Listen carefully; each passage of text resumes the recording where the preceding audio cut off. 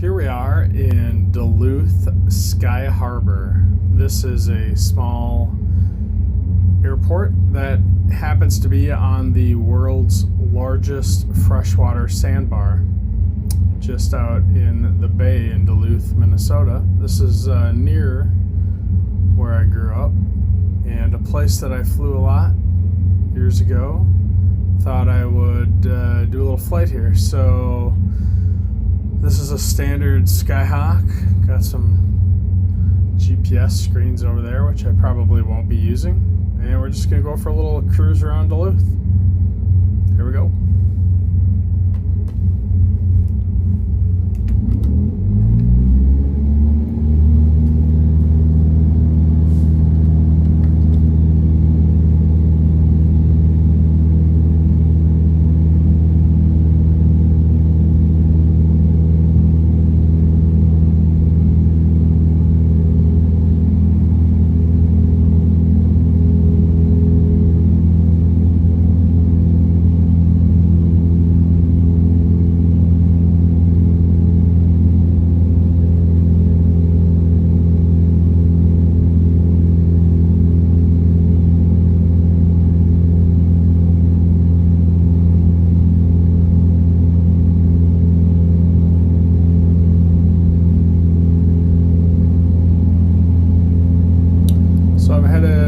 Took off 3-2. Right now we're headed just north of west. This is also, I believe, the most inland major seaport in, for sure, America. I don't know if it's the world or not. To the left we have Superior, Wisconsin.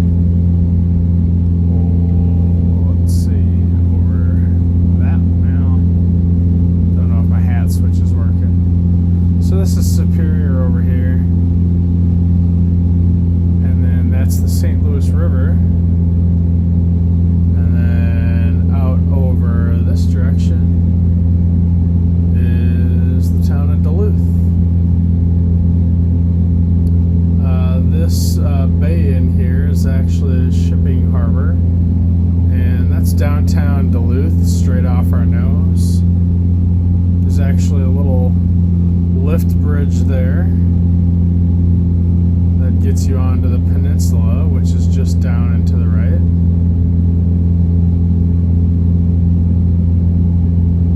Years and years ago, the Mesabi Iron Range provided a lot of the iron ore in the form of taconite pellets, which was shipped by rail and in turn brought down here to this area and loaded on boats to head east.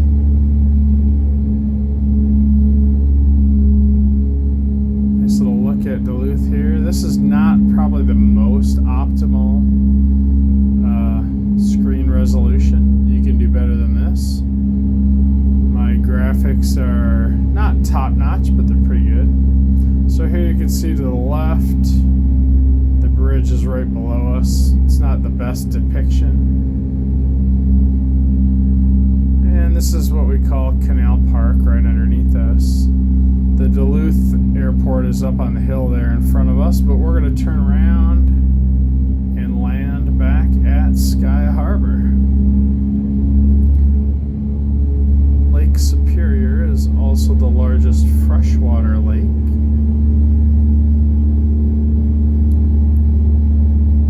History up here. It's very cold. I've swam in it a lot. So now you get a nice view of the peninsula out here, and then that's Wisconsin off beyond it, the town of Superior, Wisconsin. So we're going to come back in and we're going to land opposite direction, just so I don't have to fly all the way around the airport. And this is kind of another experiment just to see what things look like. Doing a Microsoft flight sim, check audio. I got a lot of airplane noise here, which I like the ambient noise. So we're just kind of checking to see if it sounds good and go from there. It's probably a little low here, but I got the airport made down there and start getting some flaps.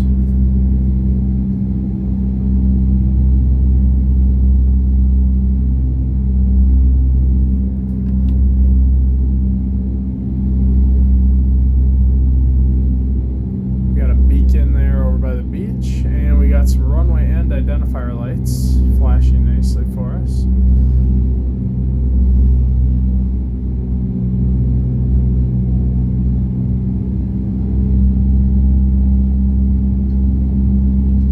Trim it a little bit. There we go. That's pretty nice. Let's see. 3.2. So we want to be about a 1.4.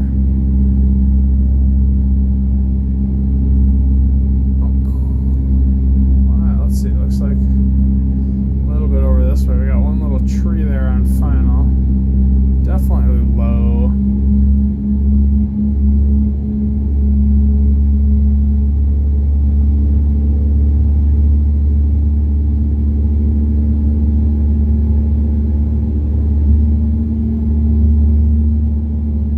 It's looking like a runway down there.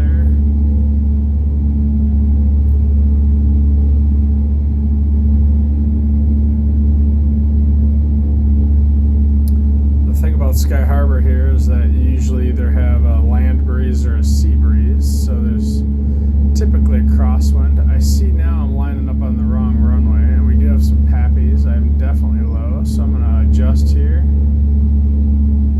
I don't think I've landed on this cross runway. In fact, I'm not sure this is accurate. I don't believe there's a runway set up like that, but it's Microsoft Flight Sim, so what do you do? A little red on the Pappy's here. We'll start bringing her down. I don't know if the Pappy's are right. It seems kind of high to me. Let's just drop it in here. Speed's looking good.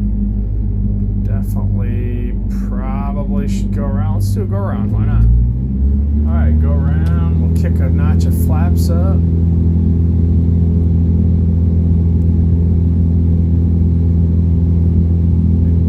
Think those Pappies were accurate. I was low to begin with, but I don't think I was that low as I approached the runway.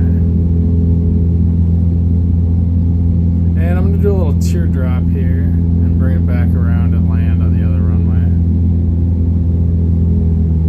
That's my plan. So we'll go back down with the flaps.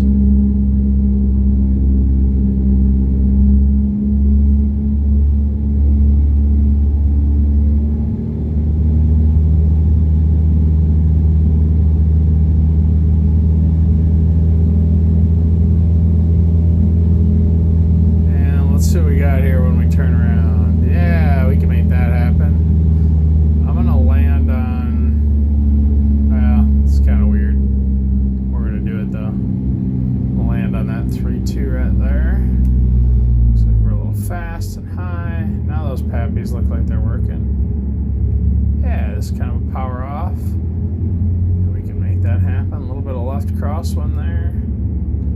I don't use rudder when I fly this. Chop the power.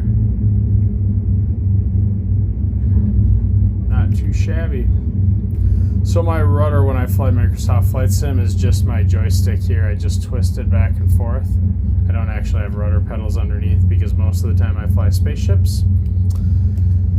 So let's do some flaps up, and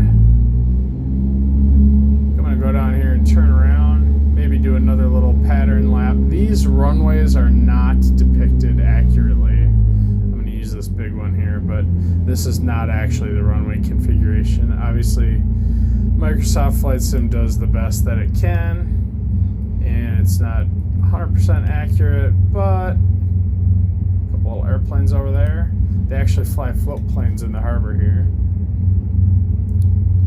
And we're going to spin this around. I also do not have differential braking. I could set that up, I believe, but I just have a trigger to brake. So it kind of gets a little janky. That's why I'm struggling here. I don't have differential braking or thrust, so we'll get over here on the 1.4 and make it look good. Sometimes I roll the aileron when I'm turning the rudder. That's just because of the joystick. It's obviously not accurate to a Cessna Skyhawk, but that's okay. So there we got 1-4 on the numbers, lined up pretty good. I guess I'll use a notch of flaps. That's how they start you. I don't know. I never took off with flaps in a Skyhawk, but I think we're all set to go. Let's try it out. We'll do a nice little pattern. So we're taking off 1-4. Do a nice little box pattern. Here we go.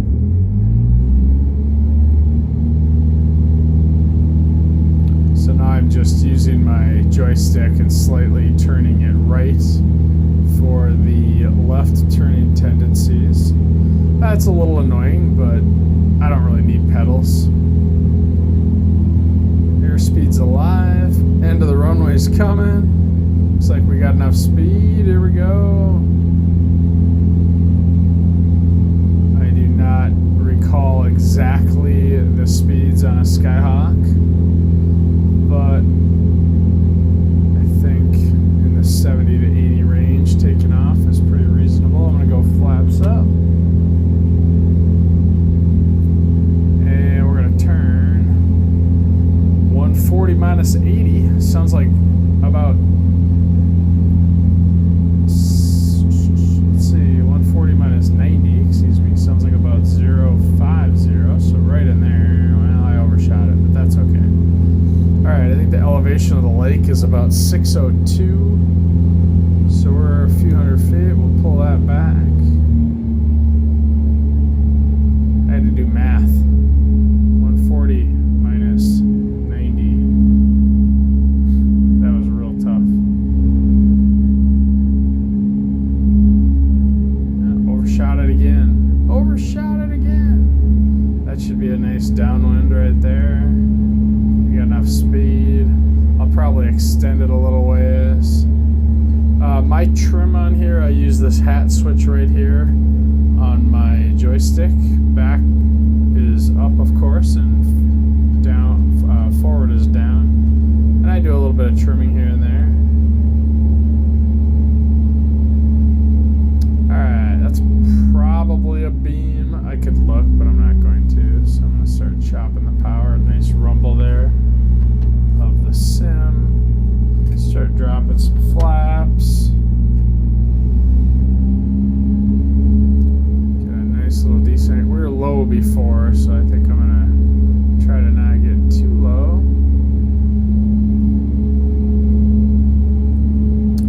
That should probably be good. So we're gonna turn this guy, keep our descent coming down. Yeah, we're definitely probably a little high, but that's alright. Speed's looking good. I probably can't square this off. I will square it for a second, but I probably need to roll right in. So I'm going to roll right into the final, drop my last notch of flaps, and see what we got. Should be just off our nose up here. Yes, indeed. That looks pretty good. I probably could have held that base a little bit longer. And I'm going to be landing on the runway now, which is parallel with the shoreline, which I believe is the accurate runway. A couple hundred feet. Again, I don't know if those pappies work or not. I kind of think no. The ones on the other side said white. This might be a touch low, but not too bad. Kind of a funny runway. Whoa, that's definitely a little low. A little slope here too, it looks like. I don't know what's going on with these runways, but let's try this.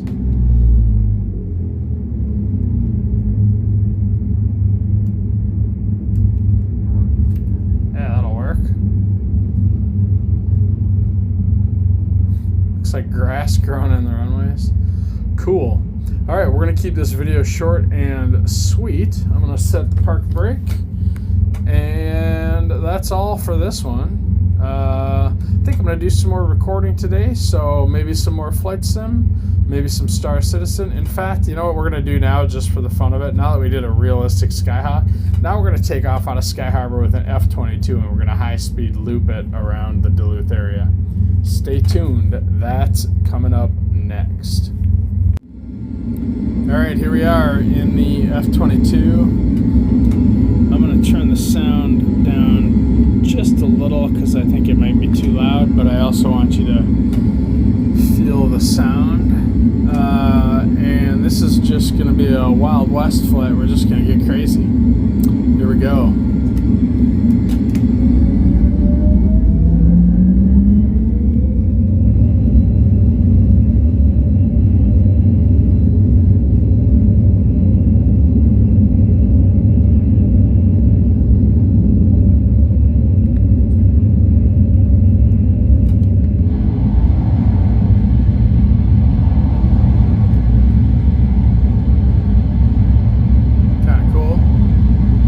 Person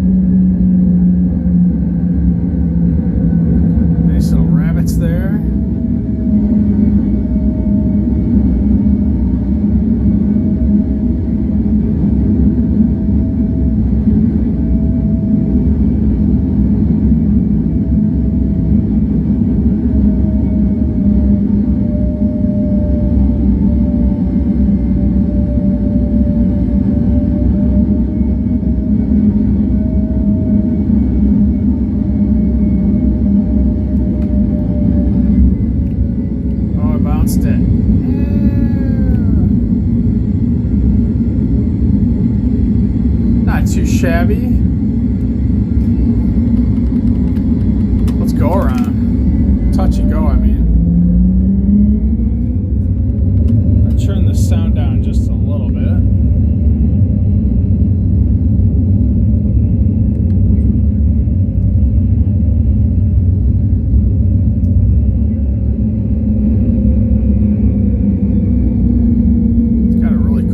This thing sounds more like a spaceship than a jet.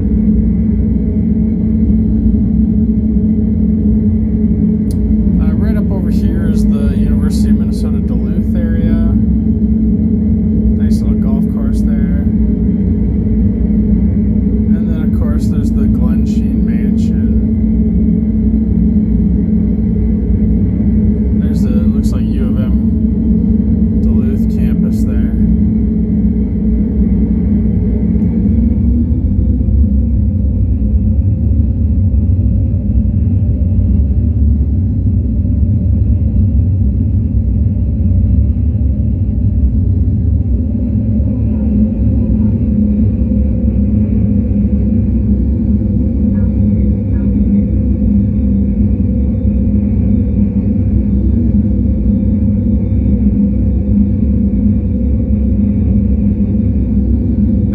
So good on fuel. We should probably head back. We're at about 40%.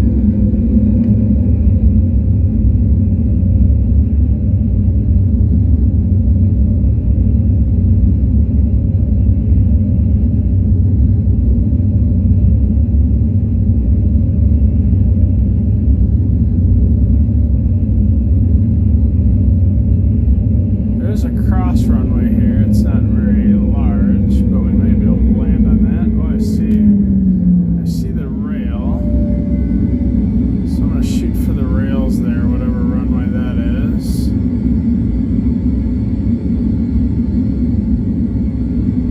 Oh no, that's 27. Ooh, we're pretty high. 6,000 feet. Gotta lose some altitude and lose some speed.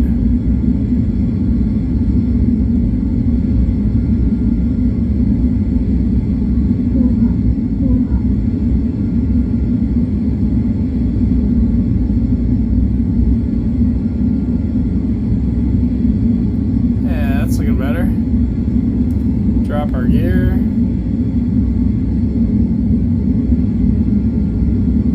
going to actually try to line up with the runway on this one.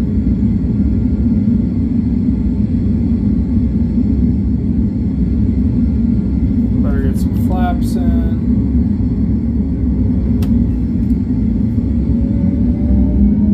It's looking reasonable.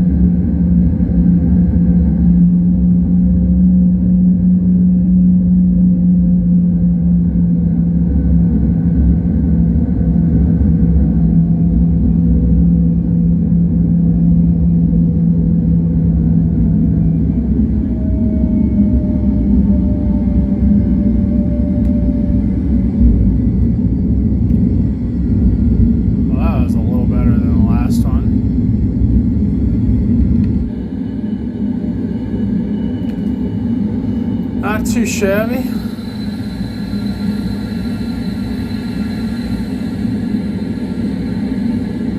It's a good looking little ship.